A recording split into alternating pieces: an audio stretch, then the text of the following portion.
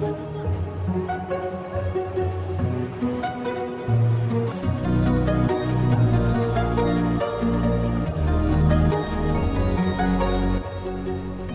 इस बात से अधिकतर लोग परिचित हैं कि भारतीय इतिहास के मध्यकाल के समय में भारत पर मुगलों का राज था। वैसे तो बहुत से मुगल शासक हुए जो ऐतिहासिक नजरिए से काफी महत्व रखते हैं, मगर इन सब में अकबर एक ऐसा नाम है जिसके बारे में शायद हर कोई जानता है। इसकी वजह है अकबर द्वारा किए गए कार्य।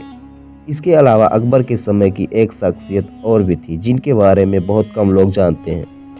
वह अकबर के जीवन में काफी महत्व रखती थी। उनका नाम महाम अंगा था। तो दोस्तों, आइए जानते हैं इस वीडियो में। उससे पहले आपसे गुजारिश है कि आप हमारे इस चैनल को एक सब्सक्राइब कर दीजिएगा और वीडियो को एक शेयर। महाम अंगा की बात करें तो वो अकबर की देखभाल करने वाली एक आया थी। बचपन से ही उन्होंने अकबर की परवरिश की थी। हालांकि महाम अंगा ने अकबर की बचपन से लेकर बड़े होने तक परवरिश की। इस वजह से अकबर ने उन्हें अपनी माँ का दर्जा दे रखा था।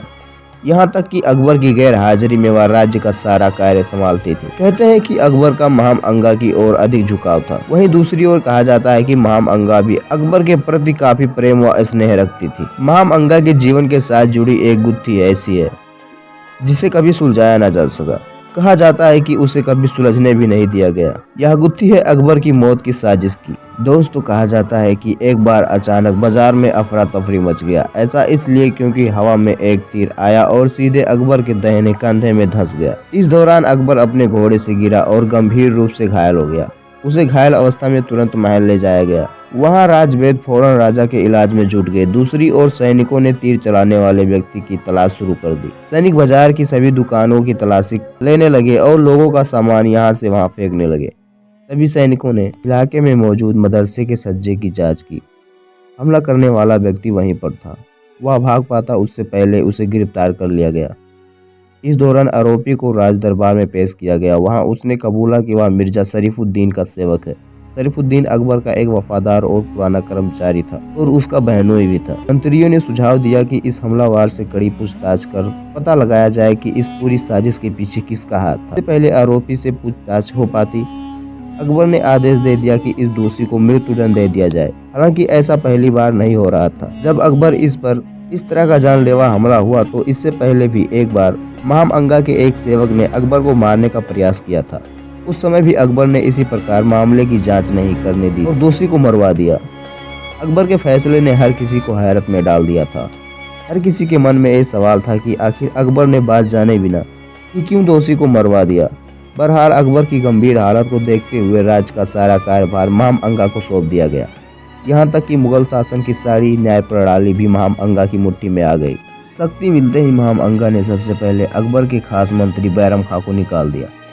अंगा ने उसे मरवाने की साजिश रची और वह उसमें सफल भी रही। हर बार की तरह इस बार भी अंगा का यह काम किसी की नजरों के सामने नहीं आया। इतना ही नहीं, इतिहासकार मानते हैं कि अकबर पर हुए हमलों के पीछे भी महाम अंगा का हाथ था। ऐसा करने के पीछे की वजह मानी जाती है कि वह शासन को हथियाना चाहती। हमलों का सिलसिला यही नहीं रुका। कुछ समय पश्चात एक बार फिर से अकबर को मारने का प्रयास हुआ। इस बार भी अकबर की जान बच गई। निरंतर हमलों से एक बात तो साफ था कि कोई शख्स तो ऐसा था जो अकबर को मारना चाहता था। इन हमलों के चलते महाम अंगा को कई बार शासन व्यवस्था को अपने साथ में लेने का मौका मिला। यहाँ तक कि अकबर के बिल्कुल ठीक होने के बाद भी महाम अंगा का हस्तक्षेप बरकरार रहा। अंगा का यह अच्छा समय बहुत समय तक बरकरार नहीं रहा। उसके पतन की शुरुआत तब हुई जब उसका बेटा आदम खां मालवा अभियान पर गया।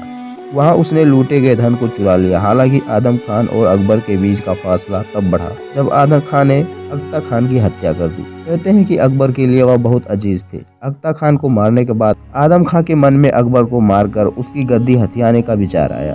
इसके लिए उसने एक योजना बनाई। उससे पहले आदम खान अपनी योजना को अंजाम देता, अकबर ने उसे पकड़ लिया। कहते हैं कि इसके बाद अकबर ने उसे अपने महल के सीढ़ियों के नीचे फेंक कर मार दिया। हालांकि इस दौरान अंगा ने अकबर के समक्ष अपने बेटे का पक्ष रखने का प्रयास किया था।